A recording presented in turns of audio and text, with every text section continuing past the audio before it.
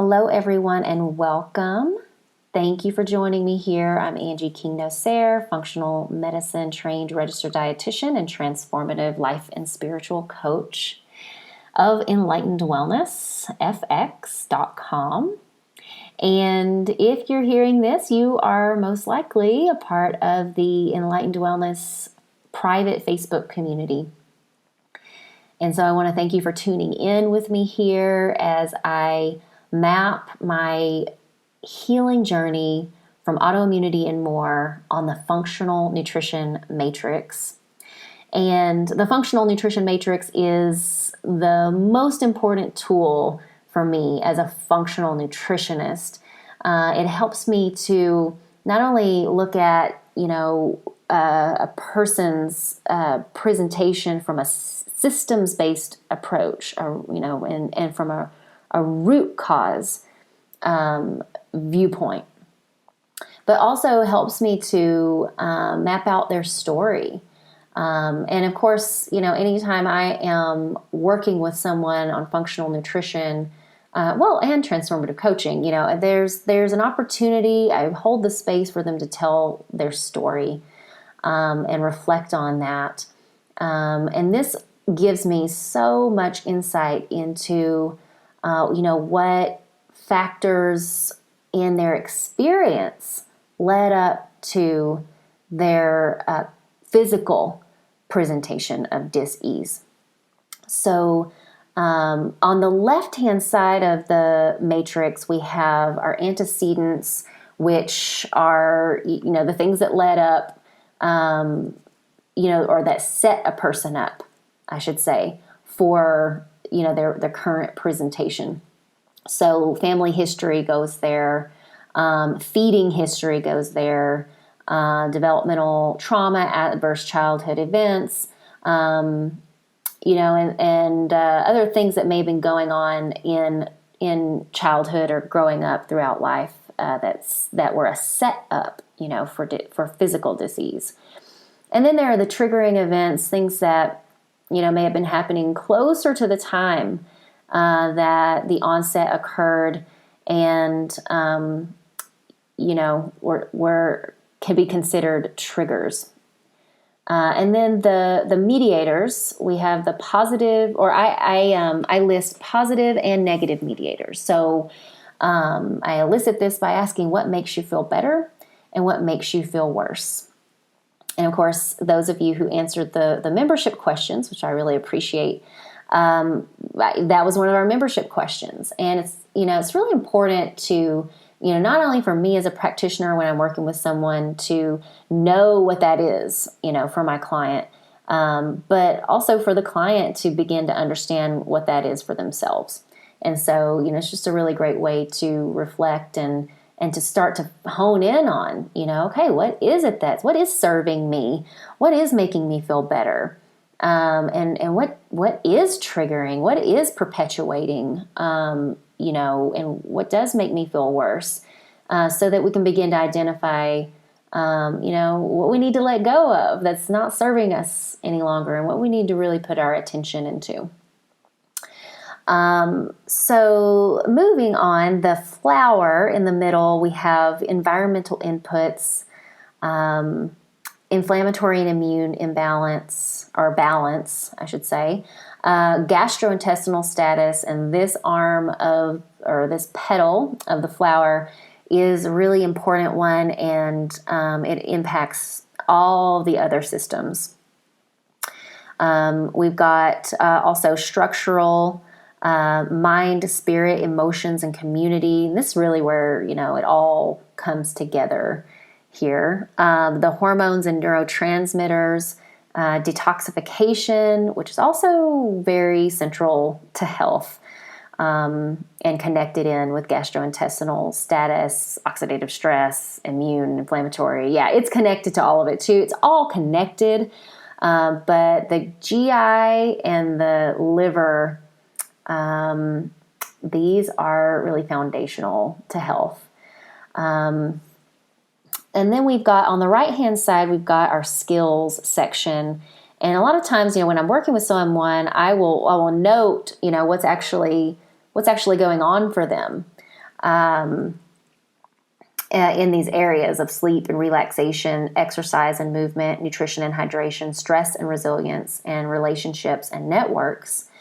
But here, for these purposes, I actually listed, a lot of the things that I would be talking with my clients about to help them build skills in these areas and to essentially reverse or address the core imbalances that are happening in, the systems. So I will start by talking about antecedents for me. Oh, actually, before I do that, I want to talk about the diagnosis that I'm going to be focusing on, which is granuloma annulare. This is something that's an autoimmune skin disease, although there are some who debate whether it's autoimmune. It's definitely an immune response. It's a skin disease, and it came on in summer 2011. And it really wasn't until then, and when I began to explore and really try to understand like root causes, really wasn't until then that I began to notice. And of course, as I was just getting into functional medicine and continuing my studies, it wasn't until then that I began to notice that, oh, wow, okay, it's not normal to be constipated. It's not normal or optimal to go back and forth between constipation and diarrhea. It's not optimal to feel, to be constantly anxious and depressed and stressed all the time. That's actually not that's been normalized for me, but that's not what's optimal. And there's, wow, this is something that, I can shift out of and that I want to shift out of. TMJ had some issues with cavities there for a bit. And then also some chronic muscle and joint pain. Just things that I thought were just part of the normal human experience. And, they are, but it wasn't until the granuloma annulare and then getting into functional medicine that I realized, oh, I could be doing something about these things. And then the eczema as well. So that being said, so focusing mostly on the granuloma annulare, but then, all these other related conditions will work their way into the story and into the journey as well. So antecedents: mom, alcoholism, depression, anxiety, trauma, which was actually sexual trauma during childhood. She died at the age of 35 in a car accident, and I was 17 years old. Father, alcoholism, depression, anxiety, potentially, a bipolar disorder, potentially, narcissism, but I don't know that that's been diagnosed. But certainly there are some traits and behaviors that point toward these things. Maternal grandmother, psoriasis, eczema, type 2 diabetes, uterine cancer, which was resolved via hysterectomy, and dementia. Maternal grandfather, asbestosis, lung cancer, type 2 diabetes. These are the things that I know. And, they both had type 2 diabetes, and they were not overweight. They were thin, actually. And so, they worked around a lot of chemicals, working on cars and farming and, using pesticides and eating a lot of fish out of the polluted Trinity River that ran through our neck of the woods. And so, I just always wondered,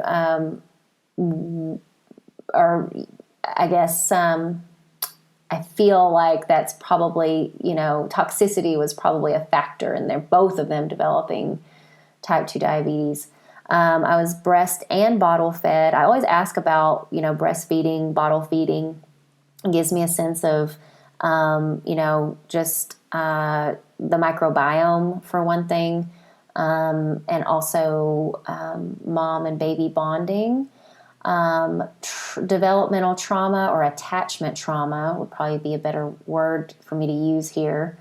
My mom, because of her, I understood this later because I only found out about the sexual trauma after she died, years later. And it really helped me to understand why she could never really connect, like fully connect and be still and cuddle and be, intimate. And so I'm sure that this was an issue or a factor, in those first 1,000 days of life for me, was that,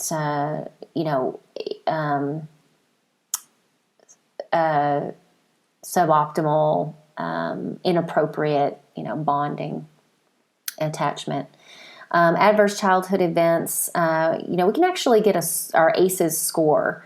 And the more ACEs one has, the more, the higher risk for chronic illnesses of all sorts, including autoimmune disease and, substance abuse, being raped, being a perpetrator of domestic violence. Actually, yeah, a lot. And so I'll actually share a resource for you guys, so that you can see, the research on that and some of the different associations that were made. My score is a 4, although it's a little unclear because, I was raised by my grandparents after the age of 5, and some of the things on the questionnaire I was definitely exposed to, but it wasn't constant. And so it was a little unclear about my ACEs score. Resiliency score I didn't put on here, but that'll be included in the resource that I share. Actually, I had a 14 out of 14. And I attribute that entirely to my grandparents, to my grandmother stepping in and getting custody of me when she sensed that things were, unhealthy in the environment where I was living with my mom and stepdad. And so I'm so grateful for her. Although it was painful at the time, to be taken from my mother, because I just, saw her through this lens of, just, beauty and just wanting to be with her. And so that was really painful, but it was also highly beneficial for me. I had chronic childhood ear infections and eczema. The ear infections were treated with, quote unquote, with antibiotics. So I had frequent administration of antibiotics throughout my childhood.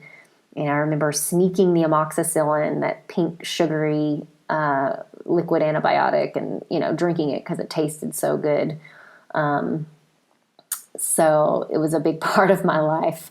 And then the eczema, I remember my grandmother pointing out that the eczema came on when I was nervous, and I would always get it on my elbows. So, stress, anxiety were definitely a part of my childhood as well. There was a lot of anxiety about, just my parents' well-being, actually. Which I think, I picked up on from my grandparents, both sets of grandparents. Nobody's fault, but she really worried about them a lot. Frequent antibiotics, ruptured appendix around the age of 12. My appendix ruptured, and my, the story is that I was going school shopping with my mom and her husband and my sisters, and my stomach started hurting on the way over there, and started feeling nauseous. They gave me a bag. I threw up, on the way there.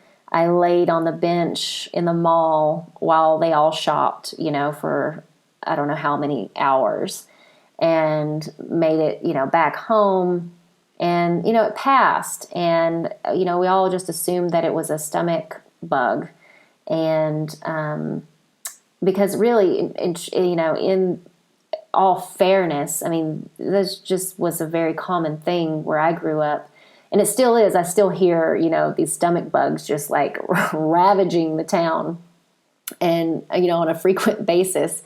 So, it was just seen as, oh, this will pass, and it did, but, it abscessed. That's what happened. And then 3 months later, that abscess ruptured. And I remember, when it ruptured, I had just that day, what I had eaten before that was a plate of microwaved melted cheese. So, that tells you something about my diet. It wasn't really monitored. And, it was just a high dairy, high processed foods, kind of diet. And, later when I was getting into, more holistic, integrative nutrition, what I learned was, this is after I became an RD, was that both childhood ear infections and appendicitis are associated with an unrecognized dairy sensitivity. So food for thought there, just for what that's worth. And so triggering events. So multiple family member parental deaths between 1998 and 2007. My mom died in 1998, along with my first cousin who was in the car with her, who I grew up with. She was just a year older than me. And then my daughter, actually I didn't put the birth of my daughter in here anywhere, but she was born in 1999. And when she was 2, her dad died tragically. Then in, I believe it was 2005 and 2007, both my grandparents who raised me, they passed away as well. So there was a lot of, I put this as triggering because, there's just a lot of grief around that, a lot of emotion, a lot of stress, from that sense of loss and, in that time of my life and after. So the main triggering event was the TB skin test that I had in 2010. Actually, no, it was 2011. I have that wrong, and I'll update that before I post this in the group. So it was 2011 that I had this skin test. And it's mandatory if you're working in a clinical setting. And I've been having them, since 2000. So, yearly, because I was working in hospitals since then. And this time the lesion, it read negative, but it just didn't go away, and it sunk in, and it turned into, an angry, itchy, ringworm looking lesion. And then that was it for a little while. And then a couple more came up on my wrists. And then later, maybe like, a few weeks later, it was kind of a slow progression, had a big one on my chest. Finally, it took a few months for me to finally go to the dermatologist, because I knew that this was, my sense was it was autoimmune. And that they were just going to give me or want to give me steroids. And I'd seen the deleterious effects of this class of drugs in, my patients at the hospital, my pediatric renal patients. We had a lot of kids with autoimmune kidney issues and, lupus, and they were on steroids. And I was often the one, they called in to help clean up the damage of these drugs. And so I was there, was like, no way, that's all they're going to offer me. But I finally went, and sure enough, I was right. It was an autoimmune issue, and that's all she had to offer me was steroids. And I said, I chose just to wait it out. She said it would cycle, and I said, okay, well, I'm just going to wait it out, and I'm also going to be working to find a natural way to heal this. But I'm not taking steroids because I knew that this was going to make me less healthy, versus, make me healthier and stronger. So, I was glad that I knew that about that class of drugs, that I really had an in-depth understanding of how depleting that they actually are. So, I chose not to take the steroids, and so anyway, I'll get more into that later. The other triggering events, things that I put as triggering, just alcohol and recreational drug use. Even around that time, especially alcohol, on the weekends, just hanging out with friends or going out and partying. It was just, kind of part of the culture. And also during my teens, there was definitely, quite a bit of dabbling in recreational drug use.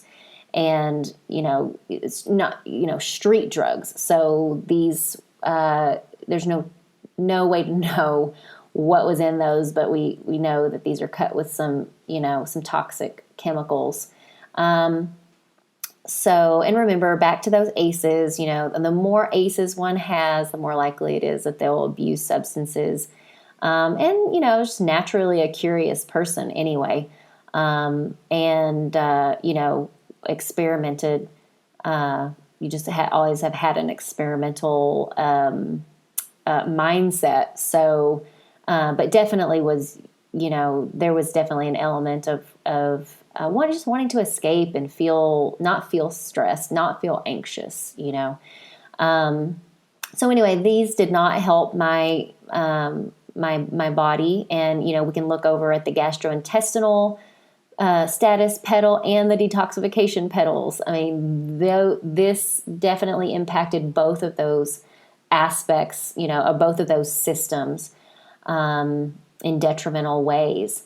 There was also around the time of the onset and leading up, it was just a difficult relationship with my dad. We would often, be in these really stressful, deep conversations, and, he pushed a lot of boundaries, and, was really always asking me to make these tough decisions to help him out.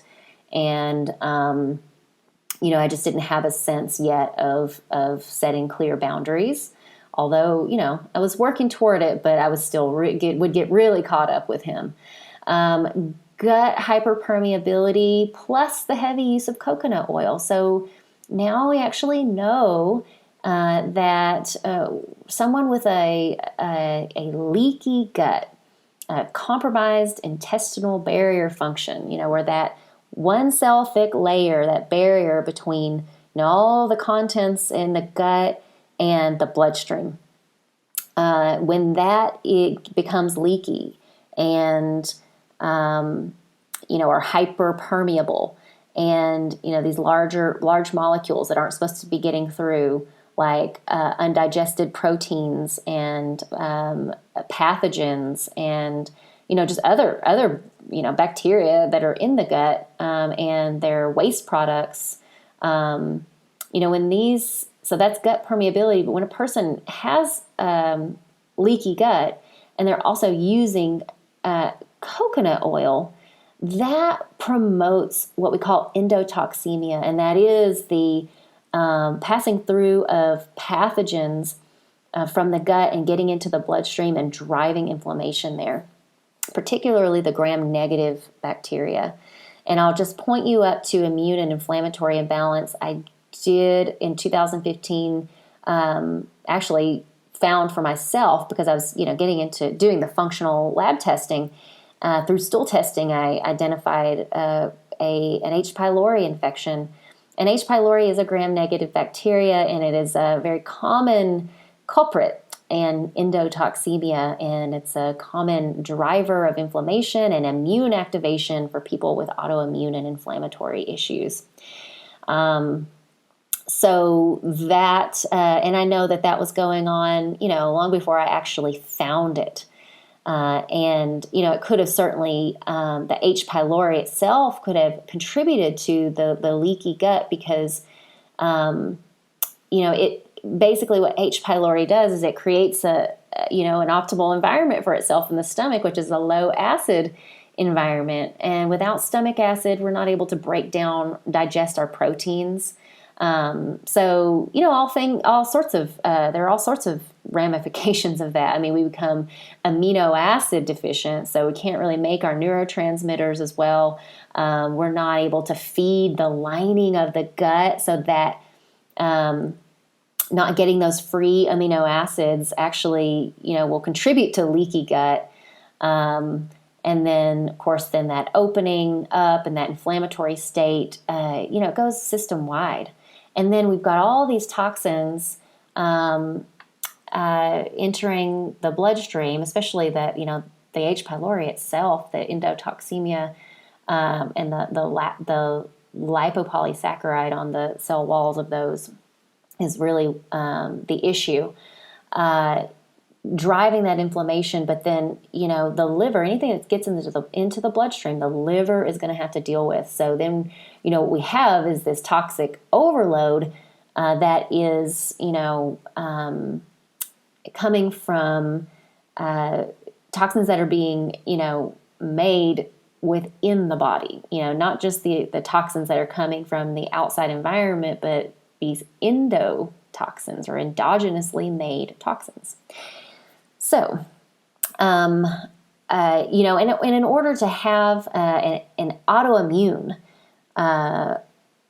response, in functional medicine, we call it the three-legged stool of autoimmunity, and it's going to be genetics, which is actually the weakest link here. Genetics, though, can predispose someone to having a particular type of autoimmune response. I think it lends itself more to the type of autoimmune response that one might have, which system, has the weak link. And then gut hyperpermeability or in compromised, barrier function, and an environmental trigger. So, I had the gut hyperpermeability, probably had the genetics, or at least had the genetics for, the weak link, and my skin, being that weak link. And then the environmental trigger, which came through the TB skin test. And of course, my reactivity to that component in the skin test, reactivity has a lot to do with the liver and how inundated it is, how well is it able to clear. If you can't clear something, you're going to react to it. So even underlying that three-legged stool, we've got liver function, and we've got, of course, the gastrointestinal status. And my sense, and I may be wrong about this, but my sense, looking at the ingredient list of the TB test, it was that the egg protein may have been what did it for me. Not totally sure about that, because there are a lot of other chemicals in there, so I have no idea. Truly, I don't really know for sure, but I suspect that the egg protein may have been part of that reaction.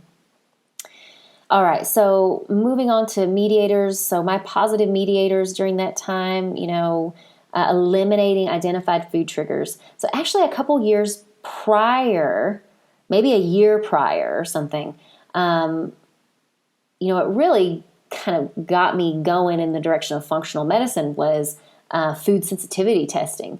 And I got certified as a certified LEAP practitioner. And so I could order the mediator release food sensitivity test and then do dietary counseling, based on the results. And I had quite a few, but the main ones, my biggest reactive ones were corn, dairy, and egg. And then wheat, actually, I just, after learning about gluten and gliadin, those proteins in wheat, barley, rye, spelt, how they actually will induce temporarily for everyone increased gut hyperpermeability or leaky gut, because they stimulate the production of a protein called zonulin that regulates intestinal permeability.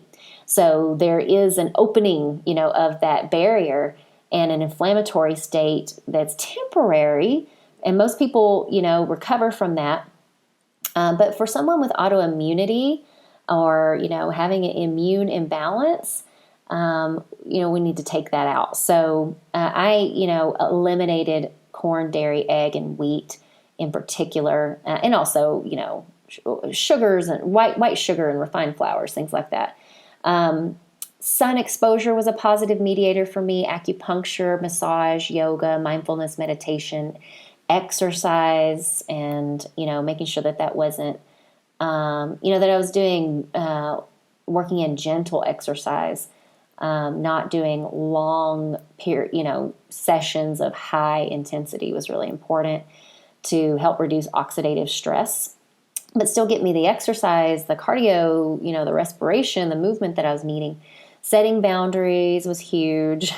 Nature time, and then less partying, because I was realizing that, that the alcohol certainly wasn't helping anything, and that I didn't feel good the next day. And I started, as you're growing up, you're like, I don't really like feeling that way. Okay, maybe I will start paying attention to how many drinks I'm having. Maybe I'll start alternating with water.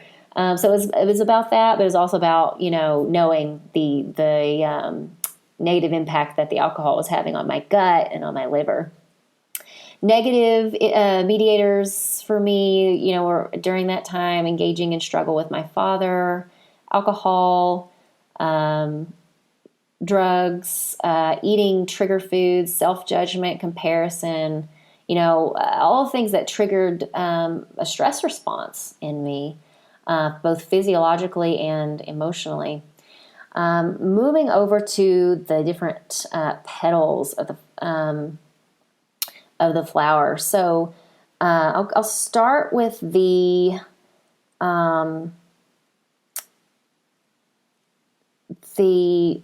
gastrointestinal status, actually. So, because this is foundational. So, low microbial diversity. We know that the microbes in our gut, they are involved in, transforming and activating nutrients, not just vitamins and minerals, but also the phytochemicals, the antioxidants, that come from the color pigment of the foods, the vegetables and plant foods that we eat, and herbs and spices, all these beneficial phytonutrients. They actually don't get activated if you have missing microbes. So, and I did take a Genova stool test around 2012, and it did show low microbial diversity. Had some, dysbiosis, which is just an imbalance of the gut bacteria. Some, that were overgrown. Some that were just not even there anymore, like bifidobacterium, which is a very highly beneficial for the gut. And there was, and the Genova stool test did not show the H. pylori, but I also have had the experience of having people come in, since then, who've had a Genova test. It did not pick up on H. pylori. We did a biohealth GI pathogen screen, which is my go-to for screening for pathogens in the stool. And we find the H. pylori and we treat it, and things just, massively improve. So I think that test did not pick up on the H. pylori, because around that same time, go up here to immune and inflammatory balance, May 2012, I had some labs done, and I just looked at these, with new eyes this time as I was populating my map, and through the functional lens, which I didn't have back then. And the integrative physician that I was working with really wasn't, he didn't have much functional knowledge. So what I see here is, so there was, let's see, the low zinc, low magnesium, calcium, these are signs that the minerals are not being activated. And also zinc, that wasn't breaking down, probably not breaking down my proteins well. He didn't do a B12, and that would have been good, as well as a ferritin, which is iron storage protein. That would have really clued me in. Now, knowing what I know now. But the low, and also so the low white blood cell count, that shows that I had been dealing with an infection for a while. And so I believe it was that H. pylori infection. And, I was nutrient depleted. And these are just nutrients that were tested here. These, there are more that weren't tested, I'm sure I was depleted in. Most likely B12 as well. And I actually found out through 23andMe, taking that raw data and putting it through a program, a software that I have to analyze that, that I am genetically primed to have lower microbial diversity, and then therefore lower B12 levels. So probably that was going on. Then, on top of the H. pylori. So back to gastrointestinal. So the nutrient insufficiencies. And remember, the nutrient insufficiencies, that's going to be connected to the low microbial diversity. That's going to tie right into detoxification, because detoxification pathways are nutrient dependent. So detoxification was going to be compromised just because of those nutrient insufficiencies, which are, largely caused by not having a diverse, balanced microbiome. Impaired bile flow and fat malabsorption. You see I had a low cholesterol and triglycerides. And that could also be, connected to the liver. The liver was compromised, then bile flow would also be compromised. And bile, you need bile to absorb, emulsify fat. Let's see. And then, of course, that could have contributed to the low vitamin D, and there may have been other fat-soluble vitamin deficiencies because of that as well. And then moving on from that, constipation, diarrhea, heartburn. These are symptoms that I was having over the years. And the trigger foods that I was taking in, that I listed, alcohol, antibiotics, high sugar, low fiber, and also I forgot to put in here high meat. I grew up on meat with every meal, even breakfast. And so, there's a lot of potential there for acidification. And actually, my labs did show acidosis, in fact. Let's see. And, of course, if you don't have the right bacterial diversity, your microbiome, and you're eating in this way, in a way that's not balanced, well, what I was going to say is like high meat will actually will actually cause dysbiosis, because the bacteria are breaking down those meats and basically putrefying those proteins, especially when they're not digested properly. And of course, that goes back to the H. pylori. And really beyond the H. pylori, what makes a person susceptible, right? And that's going to be stress, because H. pylori actually doesn't take hold unless there is already low stomach acid, right? So, and that and there's already some kind of inflammatory process going on. So, my thinking around this is that, going all the way back to the developmental trauma, the adverse childhood events, which changes the way we respond to stress. It alters us neurologically and primes us to live in the fight or flight state, in that versus rest, digest, repair, detoxify. So that in and of itself, that high stress is going to deplete nutrients, is going to change the composition of the microbiome, cause dysbiosis, poor digestion, low stomach acid. You can look down here at the Mind, Spirit, Emotions community. Actually have that noted there. So, I may have already been a bit immune compromised in the first place,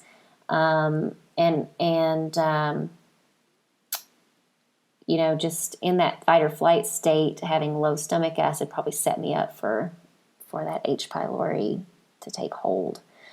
Environmental inputs. So I had mercury fillings as a child. The alcohol, street drugs during teen years, and of course the alcohol was ongoing.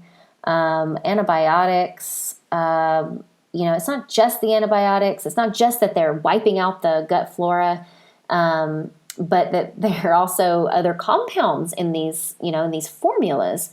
A lot of petroleum-based chemicals. And so, it's the liver has to deal with what's in these antibiotics. It's not just that the gut gets wiped out. I was fully vaccinated, and, no matter what your opinion is about vaccines, the fact is, if you look at the ingredient list, there's just a long list of toxic compounds that the liver is going to have to deal with. So that's just that. So that they are a means of toxin exposure, directly injected into the bloodstream, right?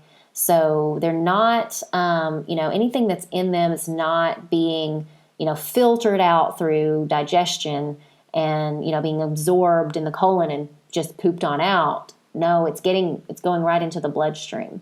The other piece with the vaccines is that, there are whole proteins, just like in the TB skin test.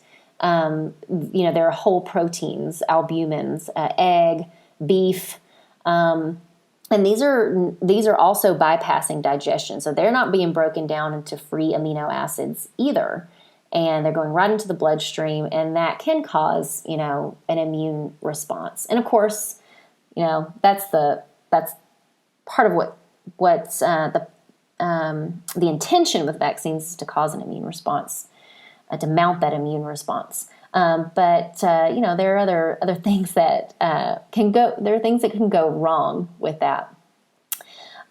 So first and second hands, and I actually did have a vaccine reaction when I was young. It was not identified as such. It was just okay, just you need to get over this. I had the polio vaccine, and I was in bed for 2 days. I couldn't walk. And actually just received from the National Vaccine Information Center, they sent a list of information for parents on how to identify vaccine reactions.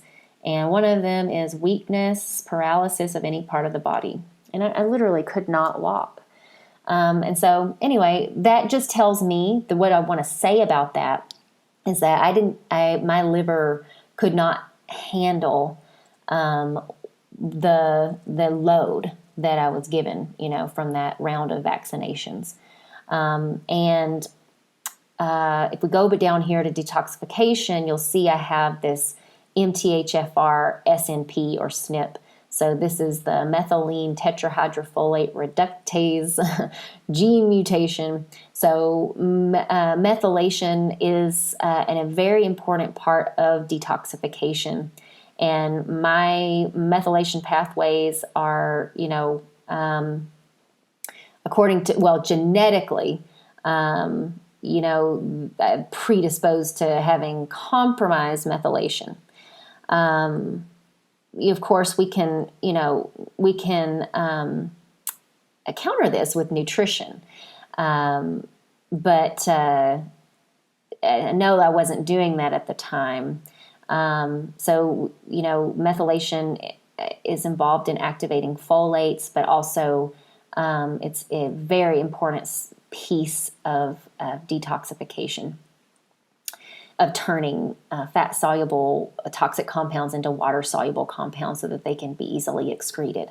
So wasn't able to clear that, most likely.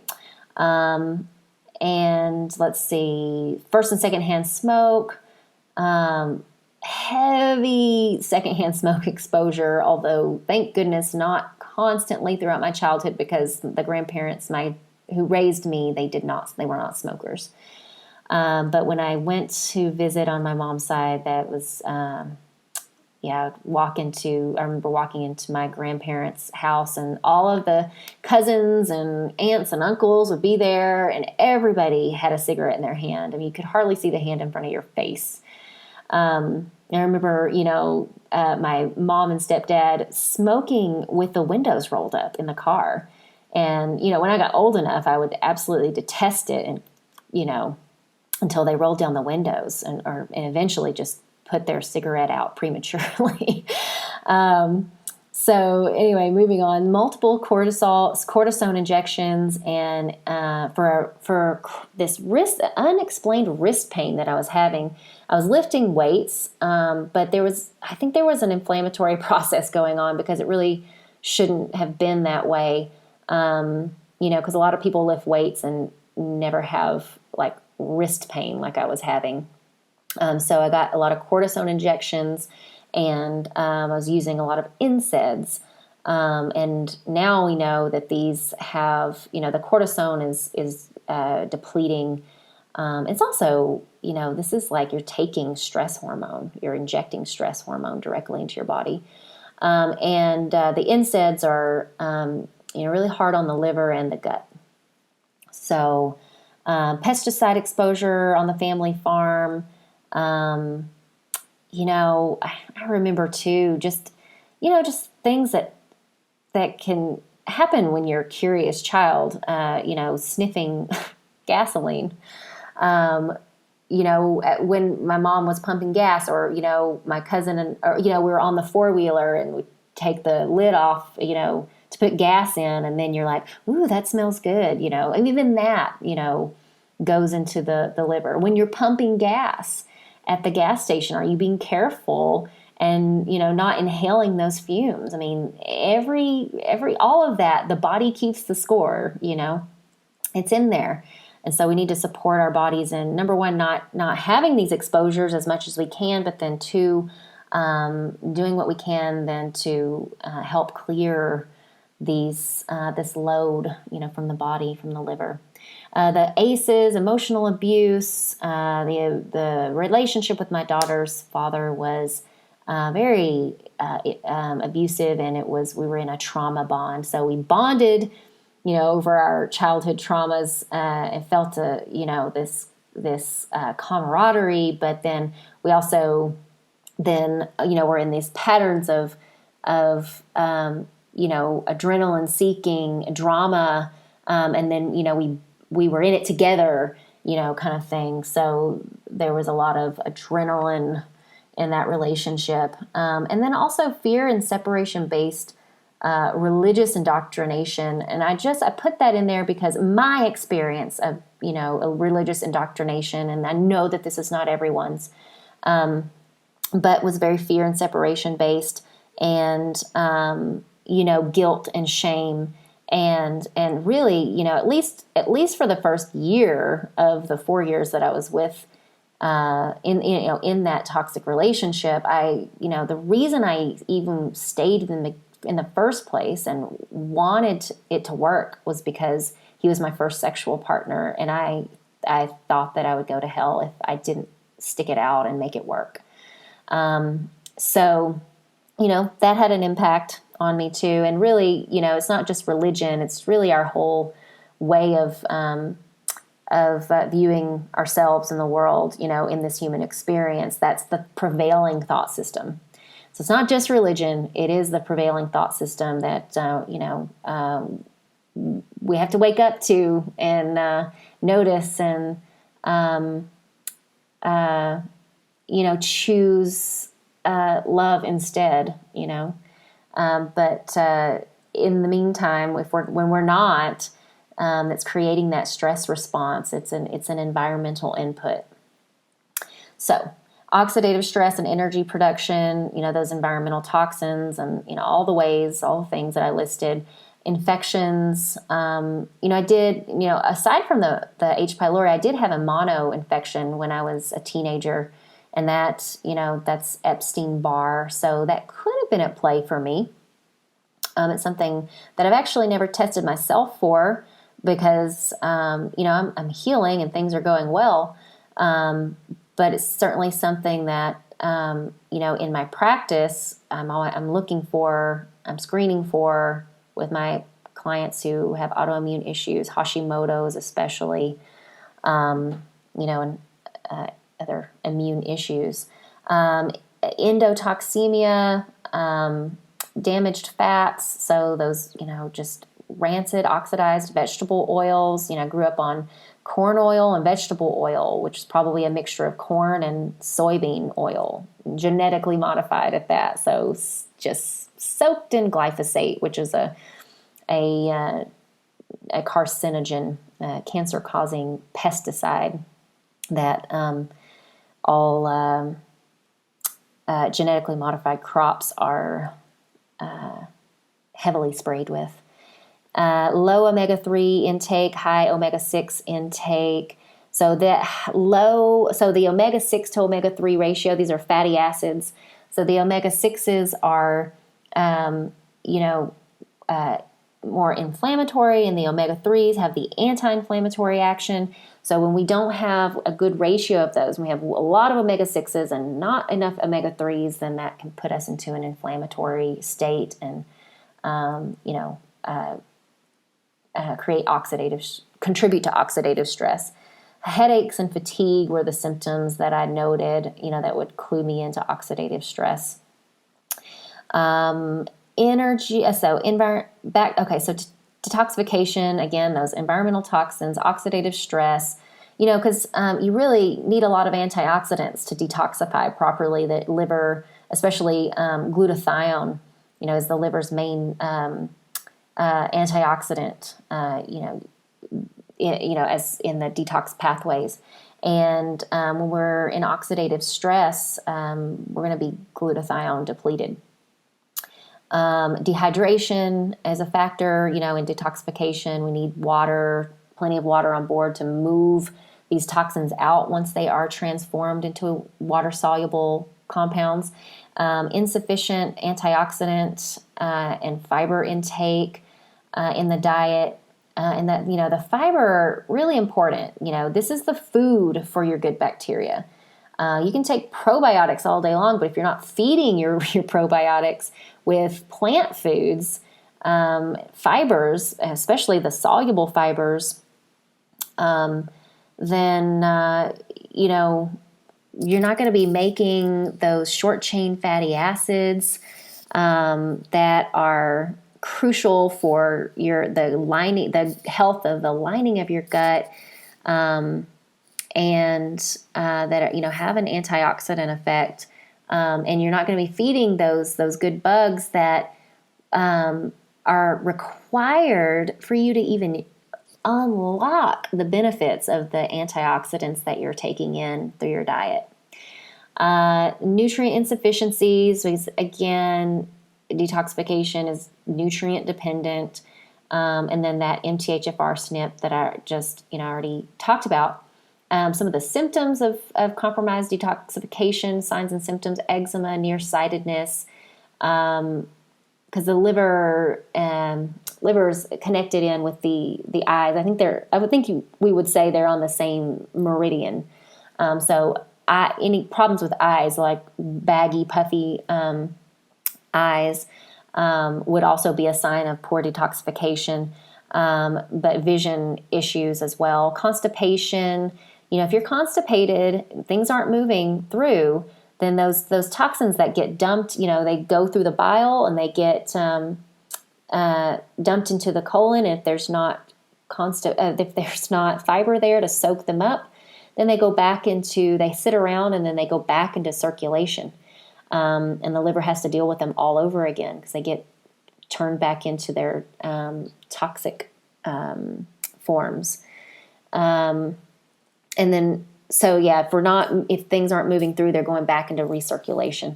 Acne, another sign of poor detoxification and liver function. Acidosis, which I did have, and low cholesterol, another sign of compromised liver function. The heart palpitations, I forget why I put that there. There is a connection, but at the moment I'm forgetting why I put that under detoxification. Let's see, moving on to hormones and neurotransmitters, anxiety, depression. I need to take PTSD out, actually. And that's more, I think I should replace that with attachment trauma. So there are a lot of things that are traumatic, but don't qualify as PTSD. So I learned that actually, after I put that there. So technically no PTSD, but there's certainly a lot of trauma. So the irritability, low cholesterol and adrenal insufficiency, these are connected. Let's see, because we need cholesterol to make hormones, right? And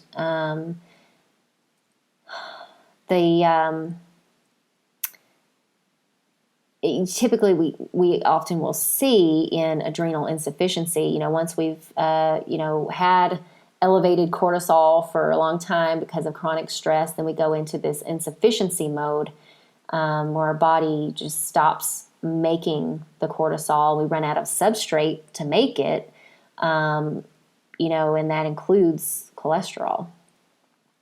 Dysmenorrhea, so that was in my 20s, early 30s, all throughout.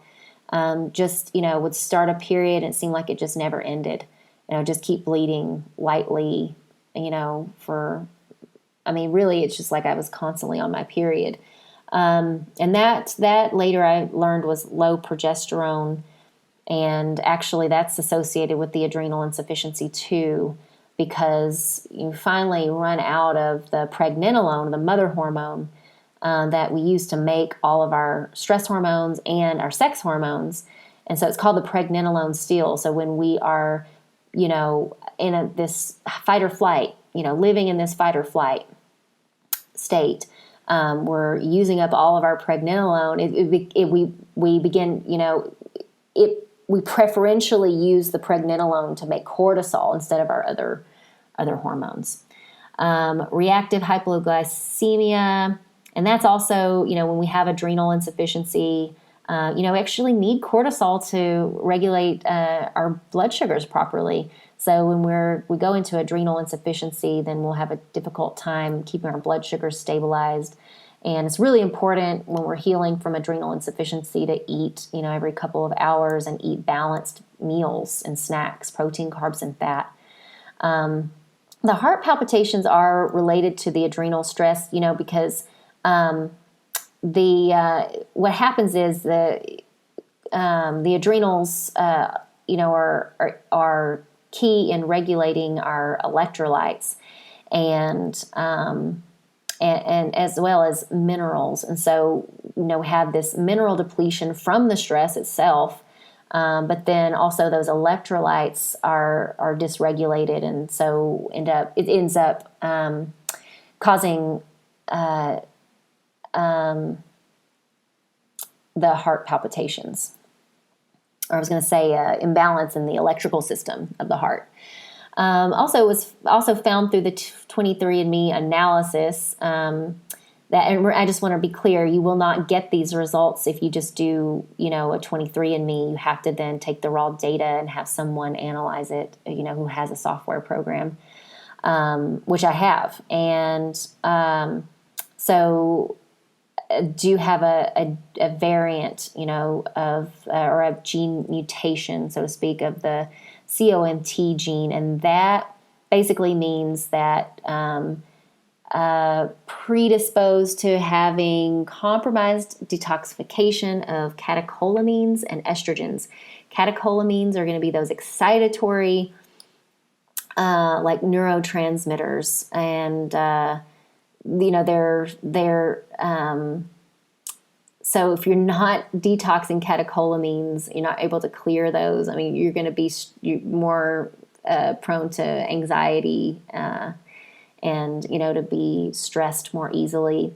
And then the detoxification of estrogens, not being able to detoxify estrogens, can lead to a lot of oxidative stress and inflammation in the body, and other hormonally based cancers. So really have to, if you know that about yourself, luckily I was aware of these xenoestrogens, these chemical estrogens in our environment. And so very, early on in studying functional medicine, so, back around 2011, 2012, I was getting the plastics out of my life, and switching to glass, and, being really aware of that, and getting my cruciferous vegetables in, which helped, the broccoli family, which helped to detoxify estrogens.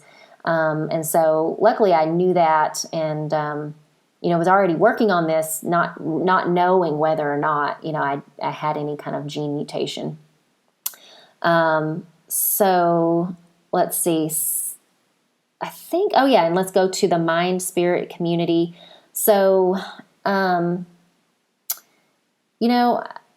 all of this here, the mind, the spirit, the emotions community, it affects everything, and it particularly affects, the neurotransmitter, hormones and neurotransmitters, the gastrointestinal status and detoxification, and the immune, because it's really the root of the root is our stress. And what's upstream of stress? It's thought. It's these toxic, limited lines of thinking, these interpretations that we've made about ourselves, looking through this lens of fear and lack and limitation, separation, seeing ourselves in that way, and then we, interpret our experiences through that lens. And that's what has us feeling stressed, angry, irritable, lonely. So, anything that's not love, joy, peace, bliss. I mean, these limited perceptions of ourselves, which we inherit. We inherit from our parents and from, our ancestors and from society. And, it's just reinforced in the world that we live in. And we're all in this shared consciousness, picking up on, these shared thought systems, mistakenly believing that, these thoughts that are occurring to our awareness are actually what's real and what, about us. And so, we have to learn to then, become discerning of what is, just thought, and what is actually true about me. Who is this I, this me? Am I identifying with these thoughts, or am I identifying with who and what I actually am, beyond this human experience? But of course, what I had going on all of my life was, anger and irritability, which really stems from grief, the grief that I had, guilt, shame, self-consciousness. I was highly self-conscious. And, I'm still working through the layers of that. The wounds, what I call the wounds of unconditional love, of conditional love. And, of course, it's not that, I feel I was loved conditionally, or maybe, I was loved conditionally, but it was all innocent. But really what it comes down to is me believing in those conditions, believing that and taking that to be true about myself, that I am not unconditionally loved. And so therefore feeling alone in the world, feeling unloved, feeling like a motherless child, constantly wondering why me, and feeling stuck in life. That I'd never find love, never find happiness. I was doomed to, become my mother. Just all these thoughts, which, I'm, as of late, calling the wounds of conditional love. My coach actually coined that. So for me anyway. Those limited perceptions of self lead to the stress experience, which then causes poor digestion, nutrient insufficiencies, and dysbiosis. I think we have one more here, the structural. So the leaky gut, that structure of the gut is compromised. Abdominal scar adhesion, which also compromises the structure of the gut and, the flow and the ability for it to, that optimal cleaning, self-cleaning that's supposed to happen, especially in the small intestine. If that's not happening properly, or if the sphincter, going out of the small intestine is left open, it's like stuck open because of the scar tissue, then that can lead to overgrowth of bacteria in the small intestine, or fungus as well.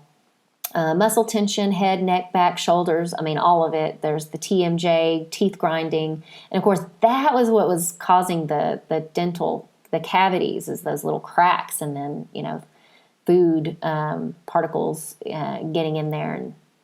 And that, of course, was coming from heightened stress response, back to those ACEs, back to that attachment trauma. And then, so, hopefully you can see, how all of this works together. And so maybe at this point you might be seeing some of your own, issues that maybe you just kind of normalized as being a sign of something deeper going on in, one or more of your systems. And hopefully you're getting some insight into how to address those. And I'll elaborate more over here in the skills side. So sleep and relaxation. So first of all, we need to optimize sleep. We need to reset the nervous system a lot of the time when there's chronic disease, because often there are ACEs, has been that trauma, person is in fight or flight. So we need to optimize sleep and reset the nervous system. And this is crucial for healing from trauma, and for healing physically as well, and emotionally. So sleep is super important to healing. It's, this is when you detoxify. This is when you repair, is during sleep. So we need to optimize sleep. So some of the things I talk about with my clients, turning off device, if it comes up and this is something that's needed, turning off devices, and ceasing work. So get into rest and restore mode at least 2 hours before bed. I often will wear blue blockers if I do need to be in front of a screen, within that 2 hours before sleep. It can help to block that blue light so that it's not stimulating the pineal gland and, increasing the secretion of cortisol and lowering melatonin, which helps you to become sleepy. So basically it's keeping you awake and, just chilling things out, in those 2 hours before bed. If you need to reset your nervous system, I don't recommend watching scary or violent movies or, TV at all, really, but especially during those 2 hours before bed. Epsom salt baths, reading, meditation, stretching. I didn't put music, but of course we know that music helps to get us on a different frequency. Will pull us into its resonance, so we want calming, relaxing, soothing music before bed, but during the day too. Exercise and movement. If you've got inflammatory, autoimmune, gut, issues, then initially gentle is going to be best because we want vagus nerve stimulation. Vagus nerve stimulation will turn on that rest and digest mode of the nervous system, the parasympathetic arm of the nervous system. So resetting by vagus nerve stimulation. And again, that's coming back to, slowing down, time in nature, yoga, tai chi, qigong, the music, dancing, sound healing, koya, which is a form of free form, expressive dancing, walking, so we really want to stimulate that vagus nerve. Actually, gargling and singing help to stimulate the vagus nerve as well, and that's really important. Those two are really great for gut healing. Let's see. Minimizing oxidative stress. So with our exercise, we want to attain that optimal cardio that we need and movement, but slowing it down, getting, more gentle. If you are going to do high intensity, I highly recommend HIIT, high intensity interval training. So you're doing short bursts rather than long sessions of high intensity, and that's going to reduce the oxidative stress. If your liver's overloaded, HIIT's going to be way better for you. Or just like a slow, steady intensity, like hiking, on a nice steep grade. Let's see. Nutrition and hydration, bio-individualized to reverse the footprint of childhood trauma and toxicity and leverage epigenetics. So, how our genes are interplaying with our environment, because the environment is really what's going to determine, whether those genes are turned off or turned on, whether the right genes are turned off and, the quote unquote wrong genes are turned off, right? That's what we want. And so we can bio-individualize nutrition to do this.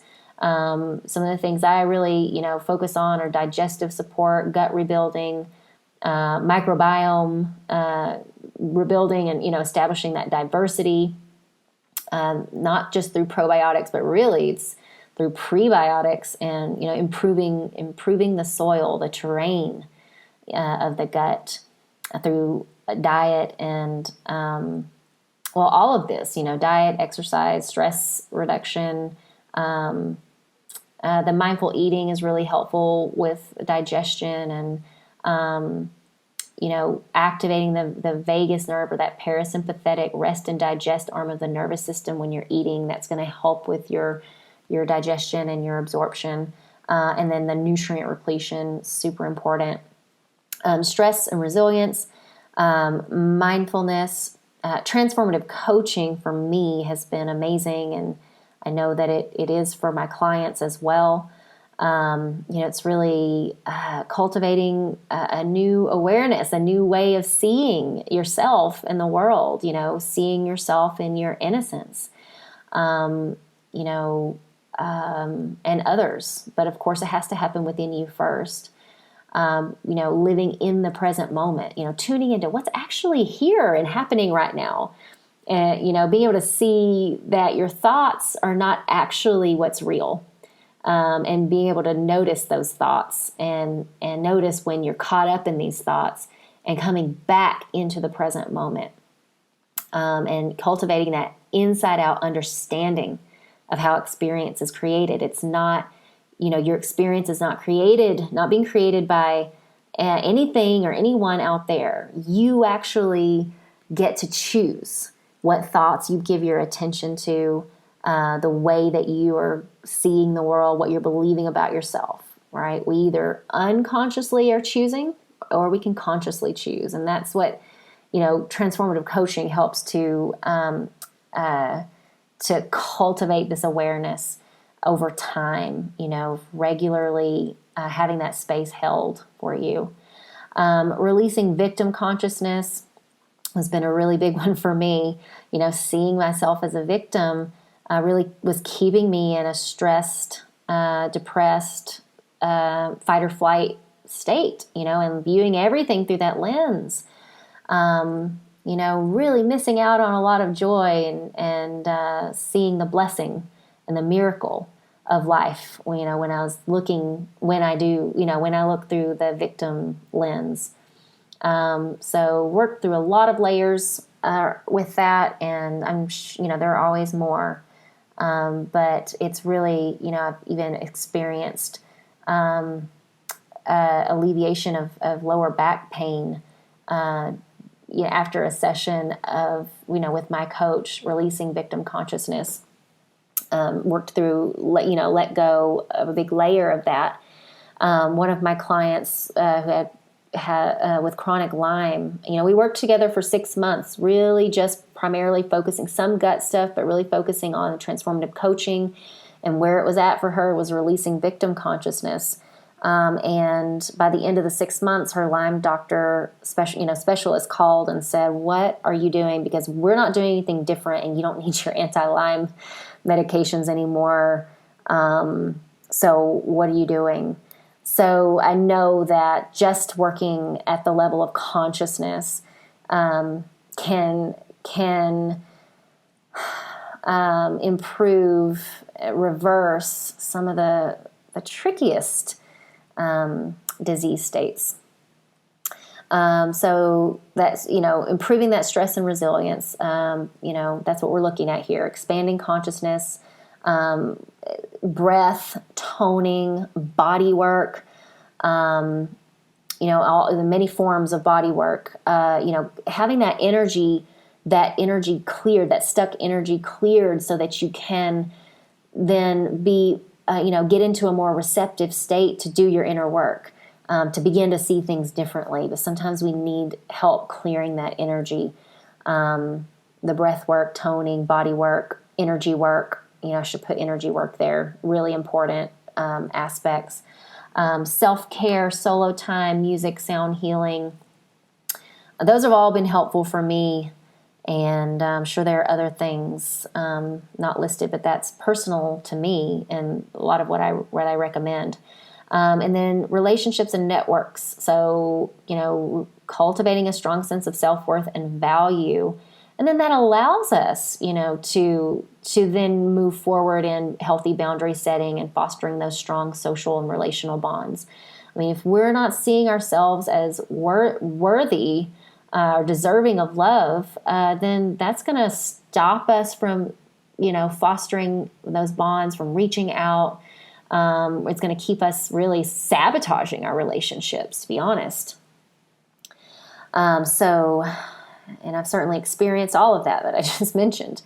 And for me, in the past couple of years, going and connecting with other women on, spiritual path, or, just connecting one-on-one too, but in a group setting, that's been really helpful. I love attending the full moon goddess gatherings here in Albuquerque, and new moon gatherings, and just attending events in that community of women, or with that community of women that I've come to love, and it's been very healing for me.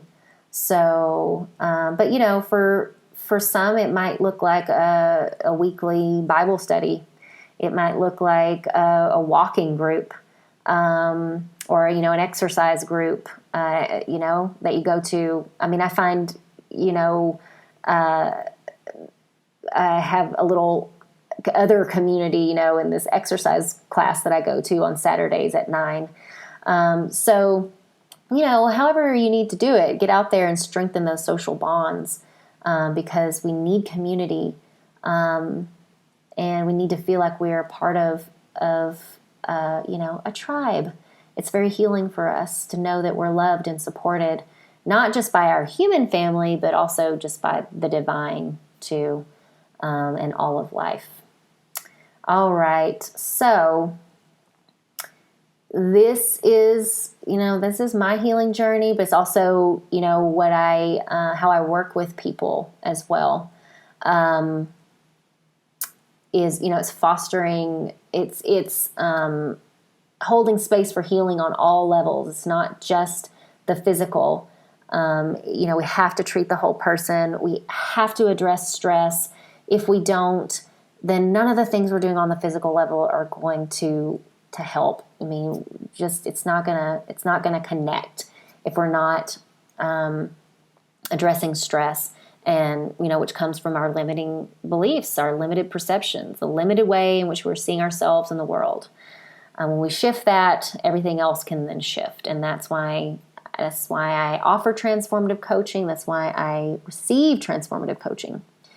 Of course, therapy might be what's necessary for you. I did years of therapy before getting into transformative coaching. It was, for me, transformative coaching was the next step in my evolution beyond therapy. However it works for you, you may need one or both, or some form of spiritual coaching and counseling.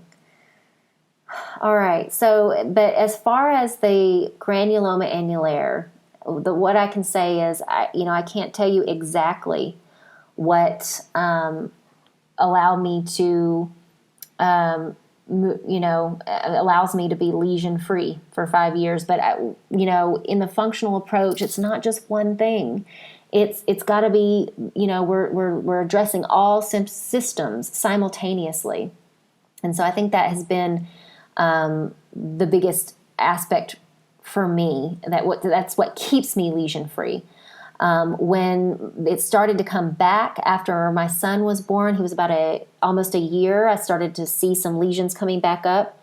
And that's when I really got serious about taking those identified food triggers out, and was very consistent with that. So I think that was a big factor. Getting enough sun exposure for me was really helpful, and I even did a couple of tanning sessions. And I don't know if that was helpful, but it seemed to be. Acupuncture, the acupuncture that I was receiving around that time was not just acupuncture. My acupuncturist she's not here anymore, but she uses a microcurrent machine. So she's putting in energetic frequencies, it's like pulling you up to these energetic frequencies, and sometimes they're for different things, for self-love, or like higher perspectives, and she would put those in. And we would also do some emotional work, while I was laying on the table. She would have me, she would give me a little inquiry, to do before she walked out of the room, or some visioning. And I began to work on my limited perceptions, but also, just inquiring into what was irritating me, what was under my skin. And then, that led me into, just getting curious about how the relationship with my father was really, reflecting my relationship with myself and, my inner masculine. And so it really started that exploration for me, and I think was really helpful. I did take high-dose niacinamide, 1,500 milligrams per day of niacinamide, not niacin, niacinamide, which doesn't cause flushing. And I took it 500 milligrams 3 times a day. And there was, because there was a study that my I don't think it was my dermatologist. In fact, I think it was my friend who's a functional dietitian. I think she found that study and suggested that I try it, because it was pretty safe. It's a B vitamin, it's, low risk of toxicity. And so I did, and I did that for a while. But I was not doing that. Let's see. Yeah, I was not doing that when I was breastfeeding. And that was the last last lesions that I saw were during that time. And I did not go back to the niacin when those lesions came up. What I did was I kept going to the acupuncture. I was doing the emotional work, having that energy work, and I steered clear of those food triggers.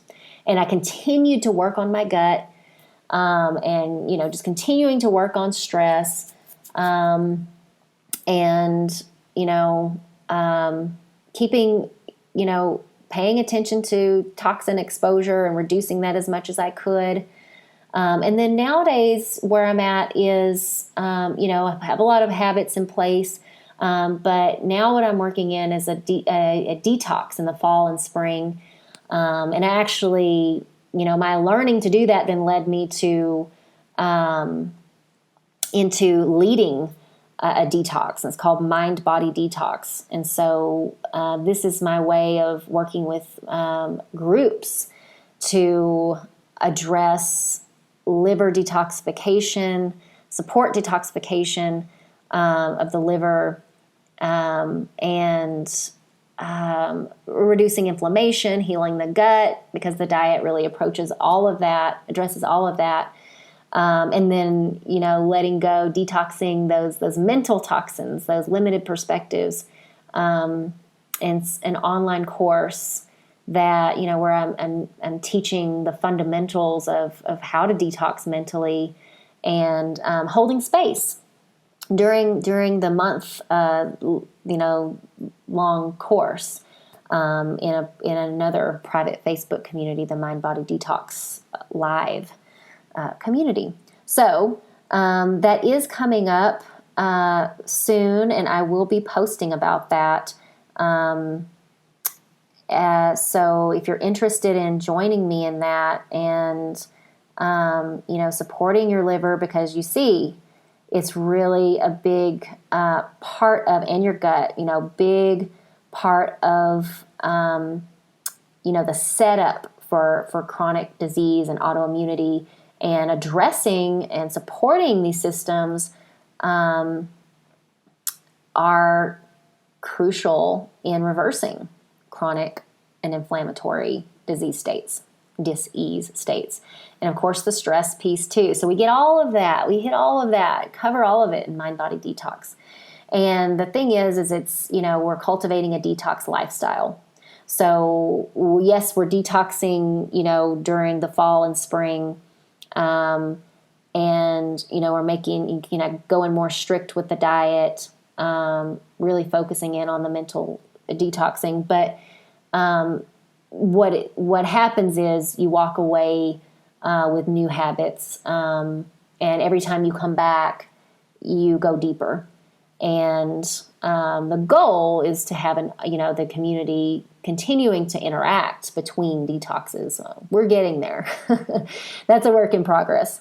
But either way, it's coming together in the fall and spring, and having that space held, and being very intentional about supporting detoxification, and, taking on some new habits and going deeper into the emotional, spiritual cleansing. So it becomes a lifestyle. All right. So that is on offer every fall and spring. And just pay attention to my posts about it. If you're in this group, you'll know.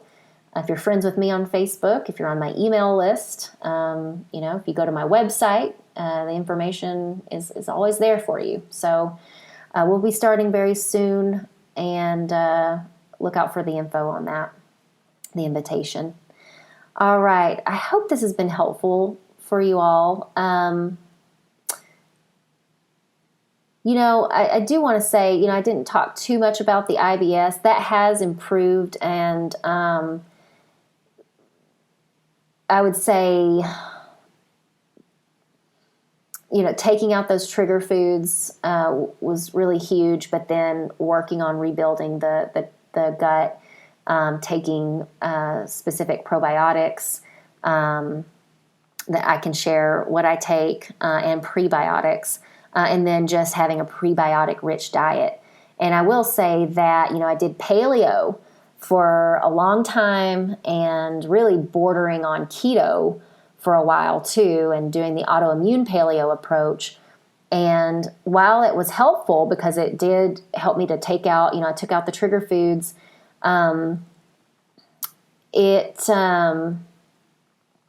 wasn't a long-term solution because it's not really sustainable, to continue eating all that meat, and taking out grains and other starches that are really important food sources for the microbes in the gut.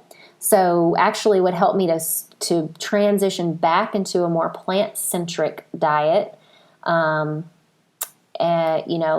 lots more plants, and a lot less meat, was the mind body detox diet.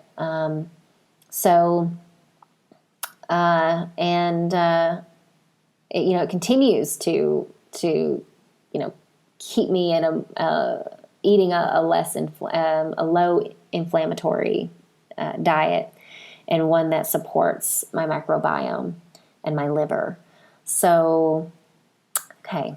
And if there's anything else that I missed, then we have all the time in the world. Please bring it up in the group, and let that feed the conversation and the connection in this shared healing consciousness that we're in together. Very happy to support you in anything, with anything that comes up from this, or that's coming up in your life. Post it.